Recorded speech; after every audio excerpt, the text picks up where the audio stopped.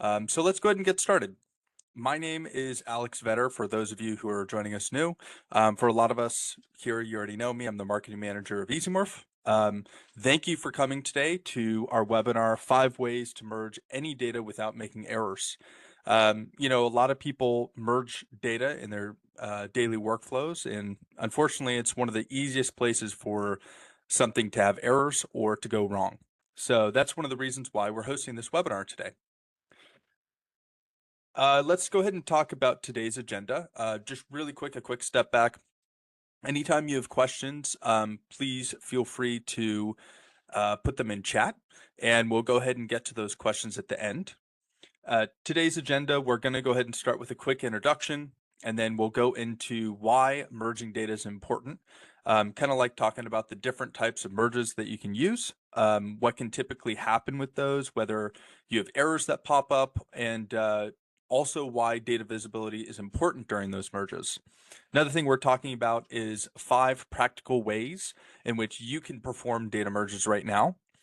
So these are real scenarios that people are dealing with on a daily basis, and we're going to go over causes of errors that typically show up during those merges.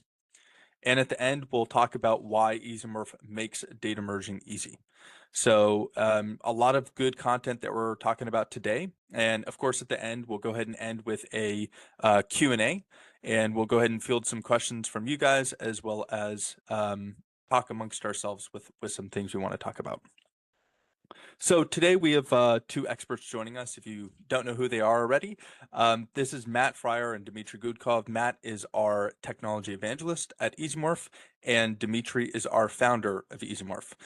Both have 25 years of experience, and today they're going to be talking about merging data in EasyMorph and how you can be confident in your data merges using real techniques to catch errors before they travel downstream.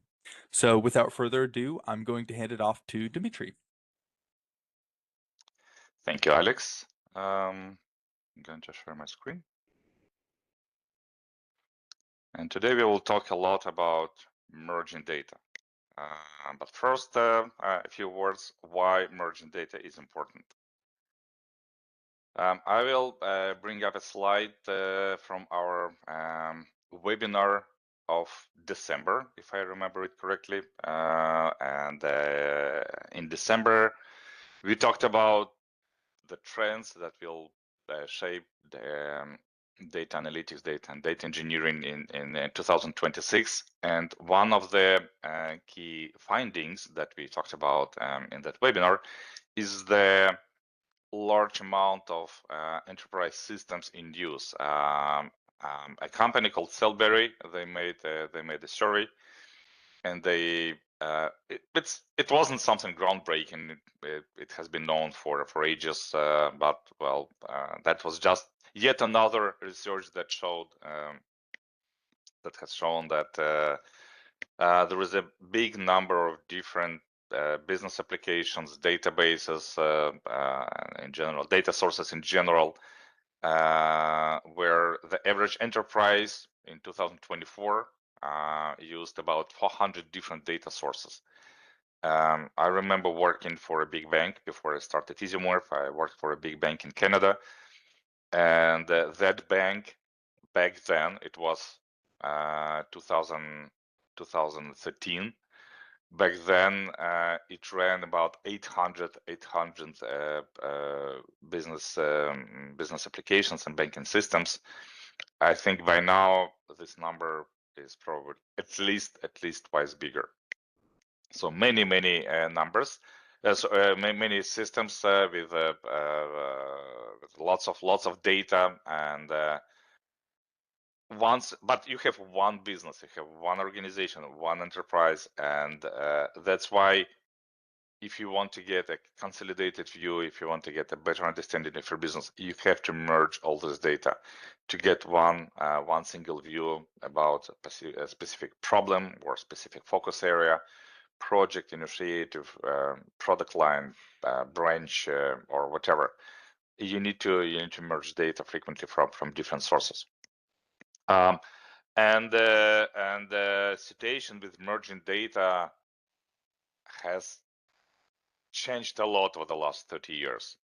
If you look look back into the 90s, we will see that well, people had databases, and frequently any data merging was as simple as SQL join, or maybe not so simple, but SQL join inside the database.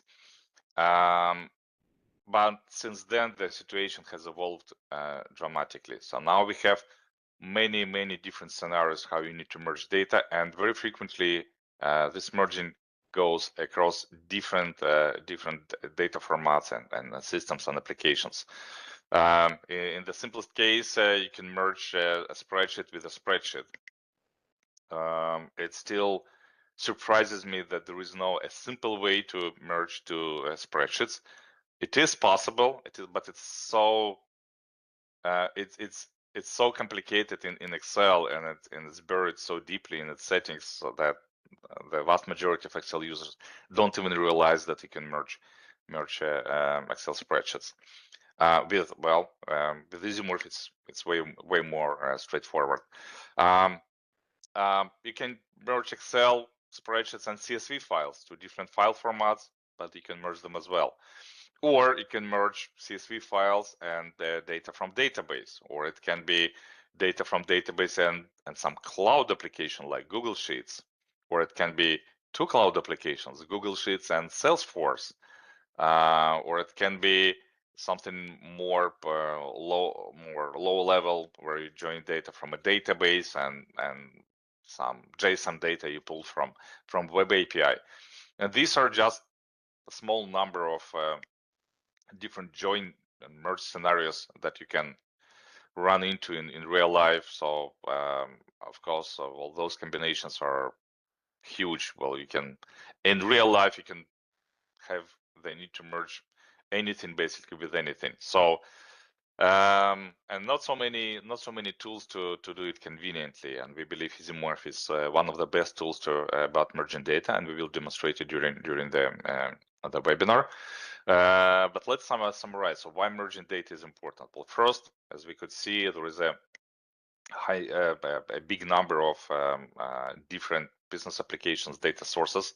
So you always need to merge something with something, and those pieces of data come from different systems. There are big initiatives building data warehouses, data lakes. They help to an extent because they pre-join data, and all that pre-joined data is sits in one location, in one place. But I've never seen a data warehouse that contains all the data enterprise that the organization needs. There is always something that remains outside of it. 10%, 20% of data remains outside of it, so you still need to join different sources almost all the time. Second, merge mistakes are common. As Alex mentioned, it's one of the easiest places where you can make a mistake. And from this perspective, we believe it is extremely important to understand what happens when you merge data, what it was like before, what was the result is. You can look and analyze data before and after every column. So because that helps you catch errors. And again, not so many tools provide such data visibility as EasyMorph can provide. And bad joins can have very severe implications. Wrong numbers can go into reports. So those reports are delivered to decision makers, to upper management, and or if you are merge data for some system integration, then bad data can duplicate data, can go into business applications, and again it can break operations, confuse users, and cause all kinds of negative impact on your organization. And finally, merging data is so ubiquitous. Everyone merges data nowadays. Whatever your skill level is, if you're a business professional, you work with spreadsheets, you do lookups in Excel. If you're a business analyst and you prepare data for BI systems and reports and dashboards, you do data blending in data prep tools. If you're familiar with SQL, you work with database, you do SQL joins. And in any scenario, things can go wrong. It's not a matter of if you ever will make an error when joining data. You will. Everybody does. It's a matter how quickly you can discover this error and how quickly you can fix it. So merging data is fundamental to any data work. Today we will talk about 5 ways how to merge data. We will analyze different merge scenarios. We picked the 5 scenarios that we believe are the most typical. We will look at when these particular merge types should be applied, what can go wrong with them, and how to remedy the situation. And to start with the first 3 scenarios, I'll pass the mic to Matt, who will show in more detail some of these scenarios. Thank you. I'll share my screen and we can start taking a look. Okay, so as Dimitri said, we're going to take a look at these 5 scenarios, and we're going to start with the simplest one first. And that is when we want to append or concatenate multiple data sets together. So what does that mean? Well, often we've got data of a very similar nature, same sort of format, but it isn't in one table or one file for us. It's split across lots of files, and we need to be able to merge and bring that all together into one single data set for us to be able to use. So some common scenarios where this happens is, you've got all your data, but it's split into monthly files, or it's in one Excel file, but you've got different sheets with different months' data in those sheets, and we need to combine that into a single set of data. Or also very common when you look at databases, sometimes for performance, we have a kind of live database table, but any older data gets archived away into another table to keep performance in the system. And so we need to be able to get that archive table and the live table and bring them together to have one set of data to generate our reports or whatever we want to do with it. Now, this is the simplest, but things sort of still can go wrong in this type of merging data, especially when our 2 different sources don't have exactly the same columns in them or are formatted in the same way. Then we can start to get problems appearing in our resulting data set when we merge them together. So let's take a look at EasyMorph, and we can see how EasyMorph can help us to perform this type of merging data, but also to spot if there are problems with it and to help to solve those problems. So I have 12 CSV files, 1 for each month, and I need to load these into EasyMorph and append all of these together into one big table.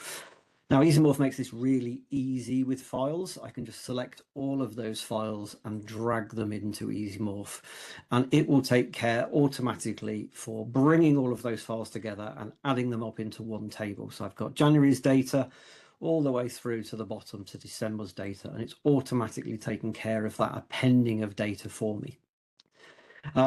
If I'm not using different files, if, for example, it is an Excel spreadsheet with different sheets, as I said, it helps me. I can do very similar. I can drag my Excel spreadsheet in.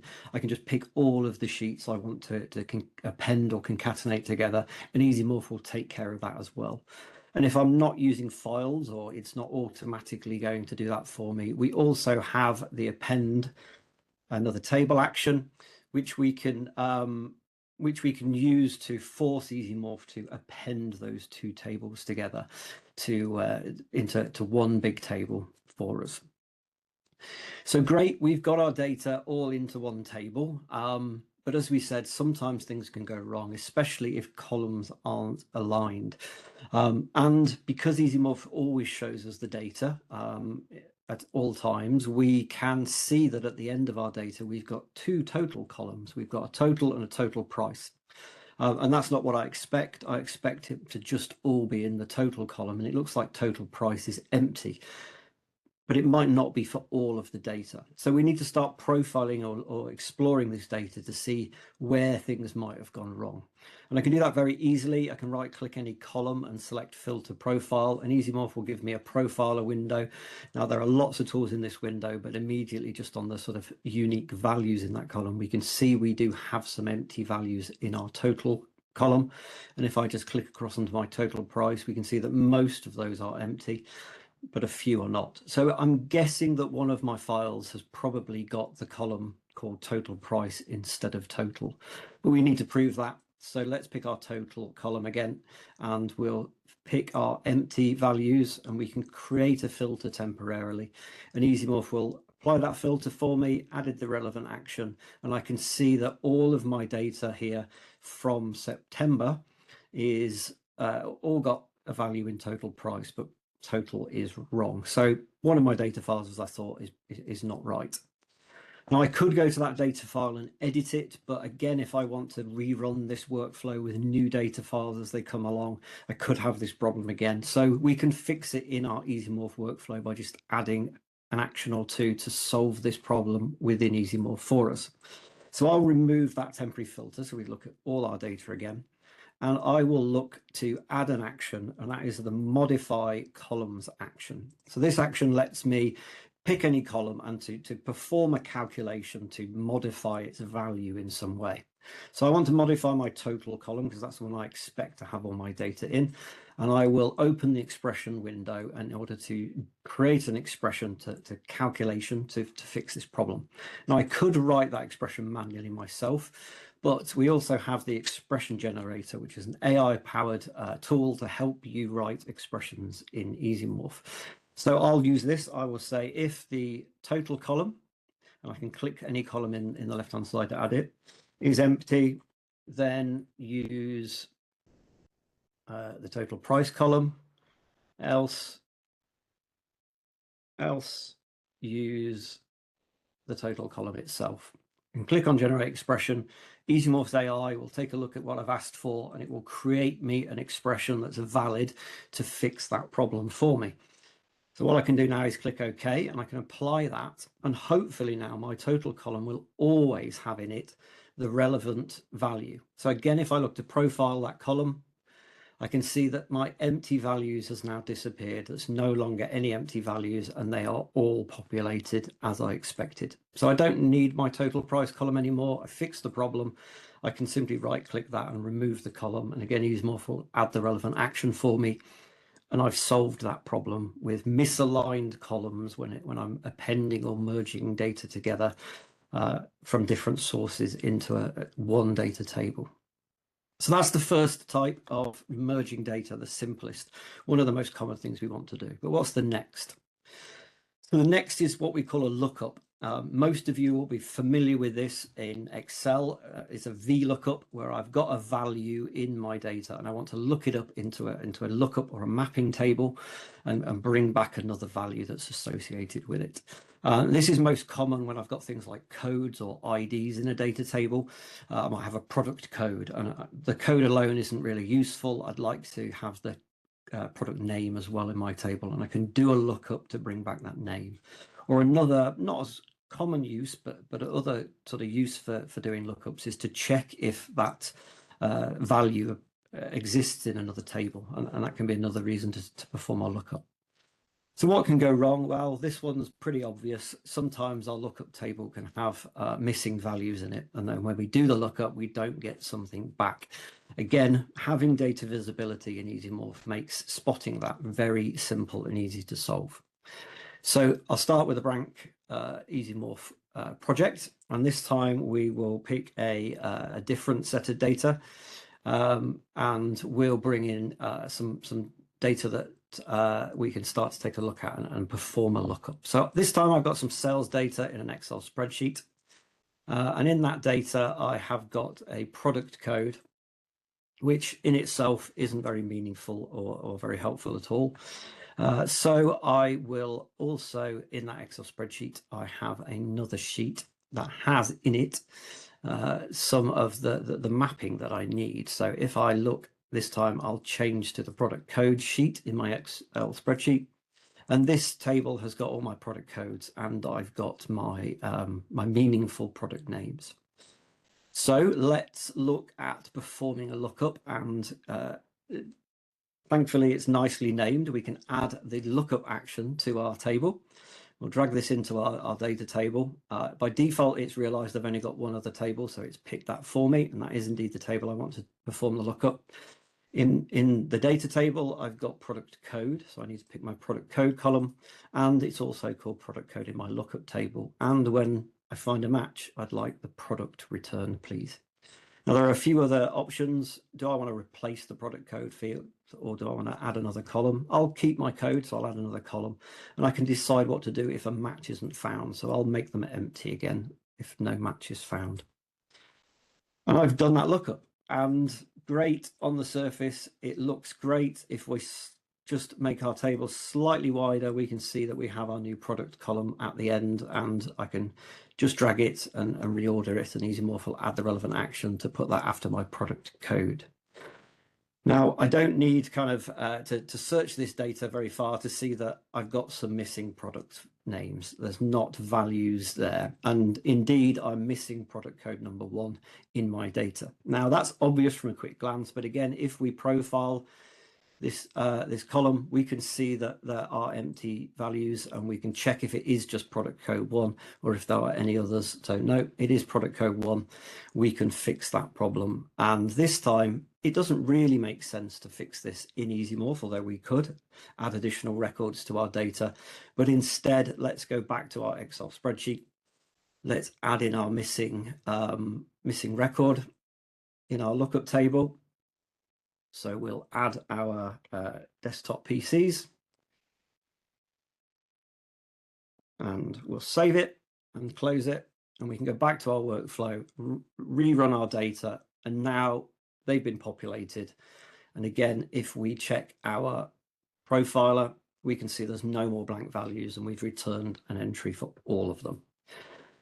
So that's a lookup. There are a couple of other things to take into consideration in lookups. One of them is that the eagle-eyed amongst you may notice that in our lookup table, we do have a duplicate value. So keyboard code 4 appears in there twice. Now, in a lookup, this doesn't matter because they're identical. It will automatically return the first one it comes across, and so it will match to keyboard and code 4, and that's fine. And because the other one is identical, we'll never really experience any real problems. But if they weren't, the same code was mapped to 2 different values, then it would only ever return that first one. And so that may or may not be the one we want, and we should take that into consideration as well. So it can be useful when we're doing those lookups to look for how many sort of duplicates we might have in that data. Again, we can do this if we right-click on the action and look at the table metadata. One of the fields that's available in here for us is the uniqueness, and we can see that indeed we only have 90% uniqueness, or just short of 91% uniqueness in that data for our product code. And if it was all unique, we'd have 100%. So we can do a check, see if there are duplicates in there. And again, using right-clicking the column and clicking profile, we could filter, because we can see that how many have got duplicates. We could filter on that 4th value, check if they're the same, and solve that problem as well if we needed to. Now, duplicates don't cause a problem here, but they can cause a problem in our next data merging example. And that's to perform a join. Now, there are different types of joinings, but the most common is a left join. And this is where I've got a main data table, and I want to go and get more than one column from another table and join it in. So whereas a lookup only really brings back one other column from that lookup table, a join is going to bring back more columns from our separate table and merge it into our main data table. And there's lots and lots and lots of scenarios and reasons you would want to do this. But the big problem with performing joins, especially left joins, is that we can get big problems when we do have duplicate values in one or both of our tables that we're joining together. So let's again look at a real scenario in EasyMorph. I'll again start with a new blank project. We'll pick this time a different set of data. And in this set of data, I've got some IT support tickets. With all of this sort of useful information that I might care about, what the ticket is for, what they're asking for, who raised it, when it was raised, etc., etc. But the person who raised the ticket, I've only got an employee ID for them, and I don't have a lot of associated information that I would like, such as their contact information, their actual name, all of that sort of additional information. That sits somewhere else. That sits in a separate set of data in an employee directory. Now, this could be coming from anywhere. These could be databases, different files, as Dimitri talked about. But in this instance, I've just got another file to make it simple for us. So I've got these two separate tables, and I want to bring them together using a join. So to do that, we call joins merging. So we have a merge another table action. I will bring that into the sort of main table that I want to bring those records across into. Again, it has attempted to sort of pre-configure that with a join in for me from this table, but I might just want to check and tweak the settings. So indeed I need to. It's joining on some extra values that are not correct. So I just want it to join on the employee ID in both tables. And there's different modes of joining now. There's a lookup mode, very, very, very similar to the lookup action. It's just another alternate way to do it. But this time we're going to do a left join. There are other types of joins supported, as I said. Dimitri will talk a little bit about these in a second. But today we want to do a left join. That's the most common. And I want to bring through all of those other fields about the people, the employees, into this table. So I'll pick all of those other fields and click apply. And our table has now got much wider. And at the end, we've got all of those extra fields and details about our support tickets and our people who raised them. So great, on the surface it looks good. A quick sort of scroll down shows we've not got any missing values. And in fact, we could sort of pick one of these columns and again look to profile it, and there are no empty values. And so on the surface, it looks like it all went perfectly well. However, there is a problem in this. And the simplest way we can see this problem is to look at the data before we perform the join and to look at it again afterwards. And this is where that data visibility and just being able to click through the actions and seeing how the data changes is really powerful in EasyMorph. Now, at the bottom of the screen, whenever I've picked any action in my table, EasyMorph shows me right at the bottom here a record count for how many rows are in this table.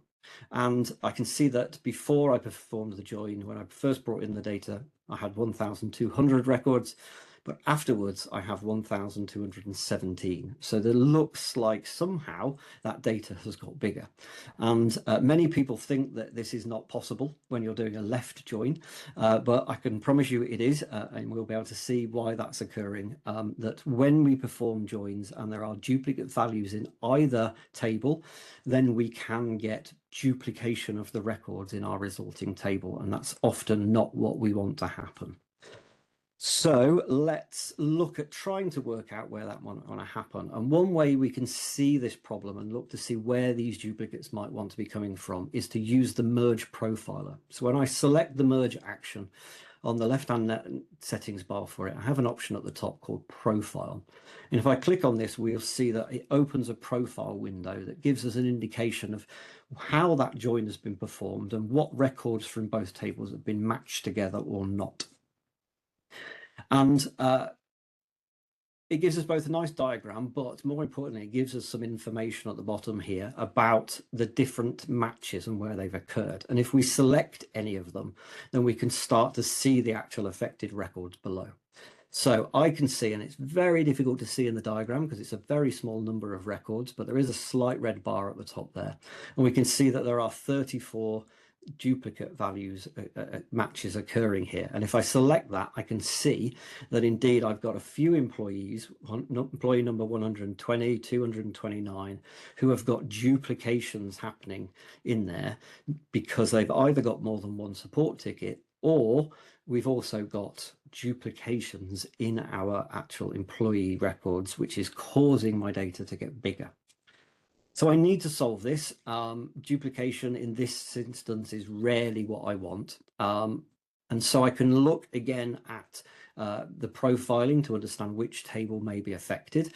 In this instance, I expect there to be multiple support tickets potentially for each person. So I'm going to look more heavily at my employee directory. And again, if I take a quick look at that metadata, I can see that indeed my employee ID is only 98% unique. And so there's definitely that duplication in this table, and I need to do something about it. Again, I could go to my data source and solve this, but it probably would re-happen again in the future. So we can add a deduplication action to our table. That will take out all of the duplicate values for me in that table. And again, I can take a quick look and see if that has solved the problem or if I've got more duplicate values in the other table. So you'll remember, again, if we quickly zoom in so you can see, we've got 1,200 before. Click on afterwards. Now we've got 1,200 records as well afterwards. So we've solved that problem. We're no longer making our data bigger than we expected, and we've fixed the problem in our join. And this is one of the most common problems that exists when doing this type of joining. But it's important to both check both tables because, as I said, not always, but sometimes you can get problems where they appear in both as duplicates, and that can cause you sort of significant issues. So I'll pass back to Dimitri. I'll talk through a couple more complex scenarios in merging data and how you can do those in EasyMorph and find problems with them. Thank you, Matt. I'm sharing my screen. So the next scenario we'll talk about is a case where we have to match values, but they don't match exactly. This scenario is called fuzzy matching. Because in the example just demonstrated by Matt, we merge two tables based on exact match. But sometimes when we operate, and this is the ideal situation when we have identifiers such as product SKU numbers or product IDs or employee numbers. But sometimes we don't have this luxury to have clear, unique identifiers. Sometimes we have to deal with the information that comes from web form submissions, from manually entered spreadsheets, and we don't have clear identifiers. We have to match by things like person's name or person's address or company name, because that's all we have. In this case, we can use fuzzy matching in EasyMorph, and here is an example how this can work. I'm going to demonstrate a scenario. So in this case, both tables are loaded, and I should say that in our examples we use data that comes from text files as example, but it doesn't mean that you cannot merge other data types and data sources in EasyMorph. Well, when you add data, you can pull data from databases, from cloud applications, APIs. So there are many different options how to retrieve and pull data into EasyMorph. And once it's in EasyMorph, no matter where it came from, you can merge it just like anything else, just like you see it in our examples. So in this case, we have two tables. One table contains CRM accounts, so these are organizations with nice account IDs and company names and industry and state. And in the other table, we have a list of leads. So these might be existing customers or might be not. And all we have is just a company name and possibly email. So we cannot match by email because we don't have it in the original table. So all we have is company name. When we try to merge by company name, and pull industry and the headquarter state from the other table. Then we see that there are many empty rows, and if you look again, if we will use the merge profiler, we will see that many records have not been merged. So there are many empty areas in this diagram. If you look closer, for instance, let's look at the first record that didn't match. We see that there is a company called Nova Enterprises, and if you try to look it up in the original table, let's see, Nova Enterprises, we find it, but we see that here a space is missing. So I'll try to zoom in so that you can see it. You see a space is missing between Nova and Enterprises, but here the space is present. So clearly, these are the same values. Just there is a typo in the company name, which could be a result of manual entry or something else. So we should match these values, but how do we do that? In EasyMorph, there is the action that is called match. Well, this is the action. So we will try to match company names first and find the equivalent match, and then before we do a merge. So here we will pick a column that is input column name, and the input company we will try to match to the company name column in the original data set. So lookup column would be company name. Now we select the match mode. There are different match modes, such as contains or starts with or ends with. In these modes, we don't expect exact match, but it can be partial match. And the last mode is the fuzzy match. And for the fuzzy match, we have additional setting that is called edit distance. So what's edit distance? Let me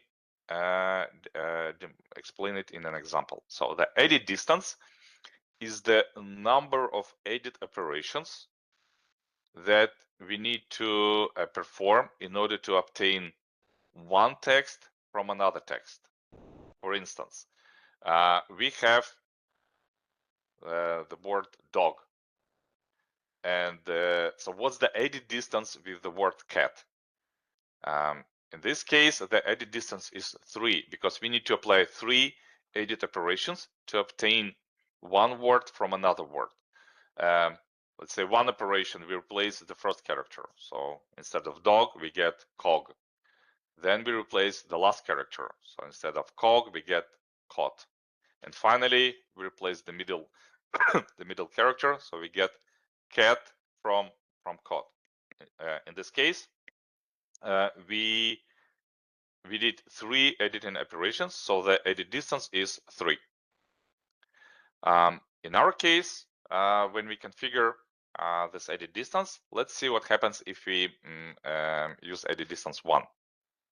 So we press apply, and now we could see that in the second line we matched Nova Enterprises. Again, I'm going to zoom in. We matched Nova Enterprises. On the previous step, it didn't match, and on this step it matched. So we found this match in the table. Now, if you do a join, we see that on the second line we already have this company. Again, if we disable this step, and we will see that before this fuzzy matching step, there was no match in the second line.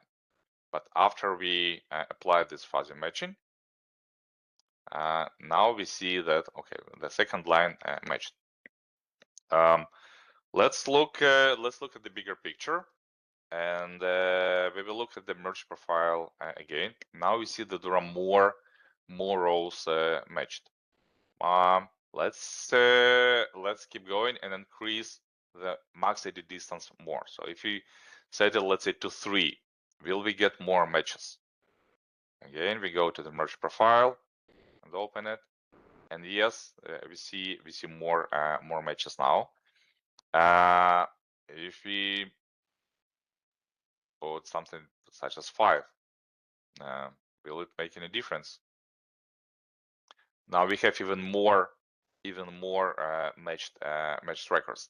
But there is a caveat because when we use fuzzy matching, if the edit distance is big enough, then we start getting false matches. So we start matching values that should not match. For instance, in our case, when we looked here, well, dog and cat, well, clearly those are different words, and in theory we shouldn't have them matched. But but if we use edit distance 3, it will match dogs and cats, and this is not what we want. This is not what we want to get. So we have to be careful to not use an edit distance that is too big, and always try to keep the edit distance as small as possible. And also keep in mind that even with a small edit distance, it may still not match everything. So you may still have to apply additional data quality checks to verify that you don't have values that didn't match or empty values, and because in this case you may need to do some extra steps to fix this problem. Let's look at the next scenario, and the next scenario is interval merge. So this is another merge scenario where we don't have exact matching. Instead, we merge tables based on whether one column falls in a range defined or ranges defined by 2 columns in another table. For instance, in this example, we don't have an exact match for 7, but 7 falls in the range defined by 5 and 15. So when we do interval merge, 7 will be matched to this interval 5 and 15.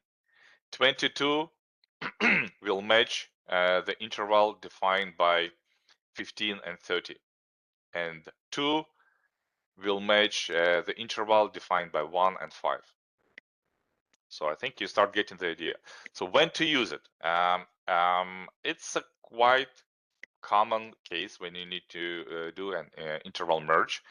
For instance, you have a non-typical financial reporting periods. Let's say they are shifted; they do not correspond to calendar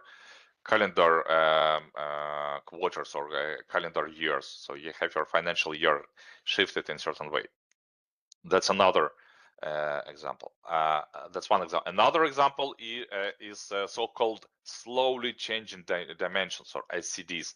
Slowly changing dimensions, a very common situation in data warehouses and databases, where, let's say, you have a salesperson who moved from one department to another department, let's say from north department to south department, but you need to attribute correctly sales done by the salesperson to the correct department in a historical perspective. Let's say if you build a report for the previous year, sales report for the previous year, and you need to attribute, even despite this person is now in the south department, but in the previous year it was in the north department. So you want to attribute all the sales of this person to the north department when he or she worked in the department last year. So this is another example when you need to use interval merge. And finally, another case when you have uneven buckets and you need to group values into uneven buckets. For instance, you have customers, individuals, and you want to classify them by age groups. So you want to put all the customers between 1 year old and, let's say, 20 years old as as a young audience between 20 years old and let's say 50 years old as middle-aged, and then after 50 years old into, let's say, adult audience or senior audience. And then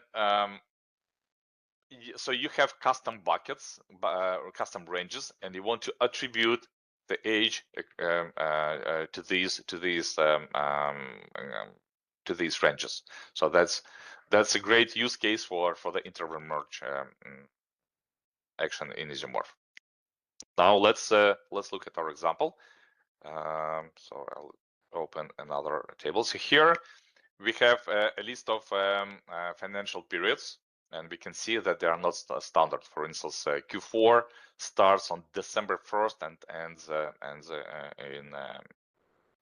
in February. Now we have well, certain records, transactions that we want to attribute to these financial periods. In this example, we did one more step to convert date, because here we had date as text, and again, EasyMorph demonstrate this. So when we pick a date, we see that okay, if it's a text value, then we use the convert data type action to convert it to a number. So now if we pick this date, we see, well, now it's a number. And the dates in EasyMorph are very similar to dates in Excel, so it's just a formatted number. Now, once we have dates as numbers, we can do interval merge. So we use the interval merge action for this, and we see that now we have periods attributed. Although if you scroll in the table, and the beauty of EasyMorph is that it shows you all the data at every step, so you can scroll. It's not just a preview; it's the full full data, full output. So we can see that in in 2 rows we have missing values. So why is that happen? It looks like our intervals here, they do not have gaps. So here it's from December 1st to December 28th. Here it's from March 1st to May 31st. On the surface, it looks correct. The nuance is that the interval merge, when it compares values to ranges, the lower boundary is inclusive, so it's a greater or equal to, but the upper boundary is exclusive, so it's less than, but there is no equality here. So the upper boundary is always excluded in the comparison.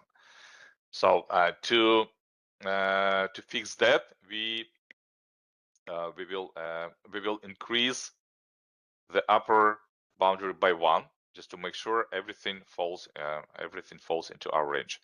I left myself a note to do this. I use the to do action.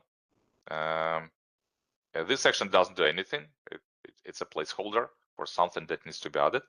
And I use I'm going to use the modify action. So I pick modify with expression to add 1 day to the end date. So it's as simple as using the addition operator. Now, if you look at the period, we see that in our column profiler, we see that it only contains text values.